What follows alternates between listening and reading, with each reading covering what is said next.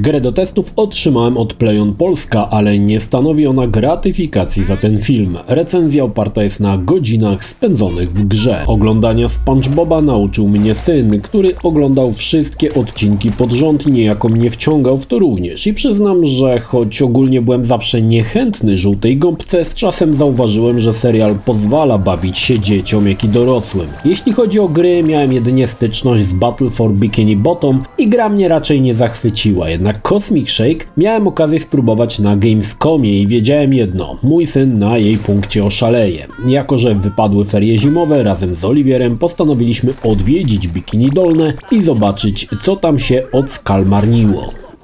Cześć, ja nazywam się Krzysztof Energik Micielski, a to recenzja gry SpongeBob Kanciastoporty The Cosmic Shake. Zapraszam. SpongeBob ponownie wpakował się w kłopoty. Miała być miła wycieczka do świata rękawic w towarzystwie Patryka, ale podczas wycieczki trafiają na dziwny flakon z tajemniczym płynem, który sprzedaje im nie mniej tajemnicza syrena. Okazuje się, że mydło ukryte we flakonie pozwala tworzyć fantastyczne bańki. Niestety mydło należało do Neptuna, a użycie go przez śmiertelników sprawiło, że przyjaciele SpongeBoba zostali wessani do alternatywnych światów, a sam Patryk został zamieniony w balon. Na domiar złego całe Bikini Dolne pokryła dziwna, fioletowa galareta. Nasz bohater postanawia jednak wszystko naprawić i w towarzystwie balonowego Patryka rusza na nową przygodę. Ciężko mi ocenić historię SpongeBoba, ale mam wrażenie, że nie odstaje od odcinków serialu. Historia ma śmieszne momenty i Oliwier śledził ją z uwagą. Także oceniam ją na plus, choć nie oczekujmy tutaj twistów. Znaczy, jeden jest, ale tak grubymi nićmi szyty, że nawet 8-latek go przejrzał, ale to trochę specyfika gier dla dzieci, więc też nie oczekujmy wydumanych historii z podwójnym dnem. Jako dziecięca historia jest dość prosta, nieźle skrojona i przede wszystkim zrozumiała. Tak jak powinno być. Podobnie jak w Battle for Bikini Bottom, SpongeBob Cosmic Shake to platformówka. Dodam, że bardzo przyjemna platformówka. Przed nami 7 zróżnicowanych tematycznych światów i oczywiście Bikini Dolne. Gra ma konstrukcję huba. Z Bikini Dolnego możemy poprzez portale przenosić się do światów, przy czym nowe otwierają się w postępie liniowym. Oczywiście po ukończonej grze możemy ponownie je odwiedzić, aby wykonać zadania poboczne. Jeśli chodzi o umiejętności gąbczastego jegomościa, to raczej mamy tutaj standardy platformówkowe. Bujanie się na linach, uderzanie łopatką do kraboburgerów, wszystko jest przejrzyście wyjaśnione w tutorialach, więc Oliwier nie miał najmniejszych problemów, aby ogarniać kolejne umiejętności Kanciastoportego. Każdy świat to inna tematyka i to twórcom wyszło świetnie. Część z nich mocno nawiązuje do konkretnych odcinków serialu. Mamy więc świat straszny, świat filmowy czy świat kamienia łupanego. Fajne jest to, że w każdym spotkamy alternatywne wersje znanych mieszkańców Bikini Dolnego oraz to, że do każdego świata SpongeBob dostaje odpowiednie przebranie. Do tego jeszcze wrócę. W każdym z odwiedzanych światów naszym głównym celem jest przytarganie jednego z porwanych mieszkańców, ale mamy też zadania dodatkowe.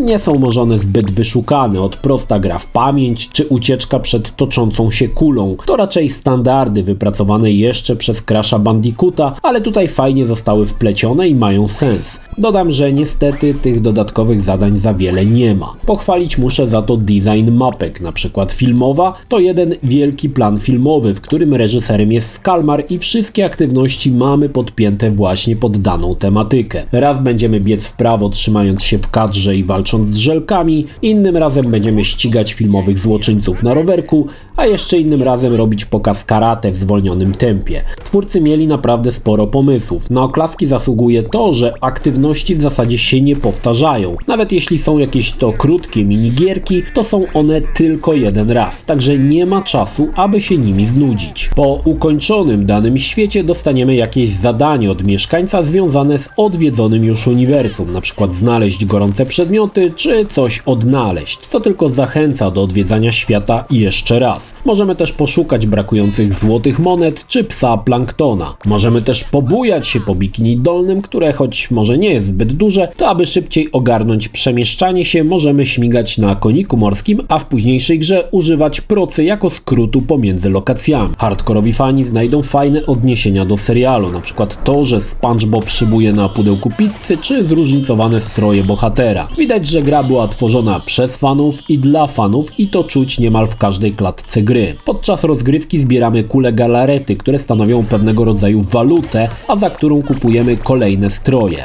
Te odblokowują się dopiero jak zbierzemy ukryte złote monety. Stroje też nawiązują tutaj do konkretnych odcinków. Za naszą energię ponownie odpowiadają majty. Jak stracimy wszystkie, tracimy życie i zaczynamy od checkpointu, które są dobrze porozmieszczane i nie ma sytuacji, że trzeba powtórzyć jakiś dramatycznie długi fragment rozgrywki. Naszymi przeciwnikami są istoty zbudowane z galarety i niestety tutaj nie powala ich różnorodność. Większość ginie od jednego strzała w japę łopatką.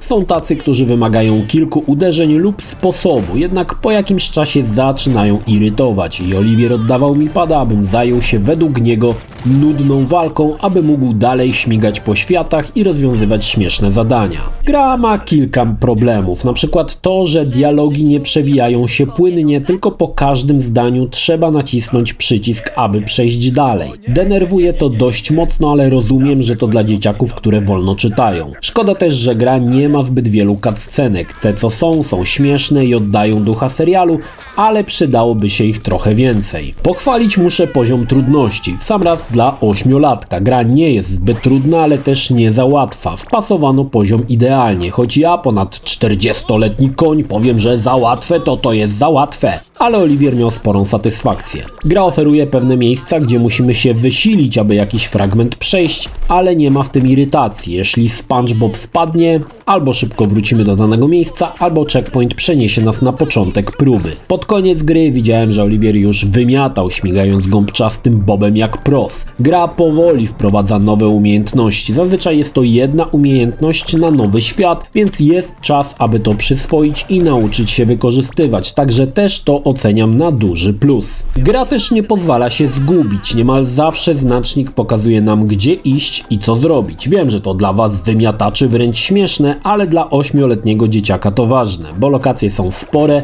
posiadają mnóstwo zakamarków i dają delikatne poczucie otwartych map, choć w granicach dziecięcego rozsądku. I znacznik tutaj idealnie się nadawał i pokazywał, co teraz trzeba zrobić, aby pchnąć akcję do przodu. Jeśli chodzi o oprawę, cóż, szału nie ma, ale ponownie, to gra dla dzieci, więc ma być przede wszystkim czytelna i kolorowa i zdecydowanie taka jest. Postacie wyglądają jak żywcem przeniesione z serialu, wszystkie ikonki i znaczniki są duże, więc też nie ma problemu z identyfikacją, co do czego służy. Fajnie, że mamy też tutaj od czasu do czasu statyczne plansze z rysunkami pełnymi detali, pokazujące jakąś zmasakrowaną japę. Bardzo lubiłem w serialu te wstawki i tutaj też są, choć jest ich bardzo mało. Ogromny plus za polski dubbing. Z tego co zauważyłem, odliczyli się wszyscy aktorzy z serialu i mamy oryginalne wokale bohaterów. Dla Oliwiera był to bardzo ważny element, bo inne głosy i SpongeBob straciłby na swojej wiarygodności. A tak mamy tutaj wszystko co w serialu. Znudzone, głupkowate teksty Patryka, irytujący śmiech Gąbki czy wiecznie zblazowany Skalmar. Słowem, twórcy postarali się na piątkę. Gra niestety zalicza czasami dropy animacji. Nie jest to tragedia i Oliwier nawet na to nie zwraca uwagi, ale moje czujne sokole oko wychwyciło dość często te sytuacje. Wspólnie ukończyliśmy grę w niecałe 9 godzin, choć nie odnaleźliśmy wszystkich fantów, ale Oliwier zarzekał się, że na pewno to zrobi i wróci do Bikini Dolnego. Niemniej czas potrzebny na ukończenie Cosmic Shake jest nieźle dobrany, choć różnorodność światów jest na tyle duża, że trudno się nudzić, bo wychodzi około godziny na jeden świat. To na całość 9 godzin jest dobrym wynikiem jak na grę dla dzieciaka.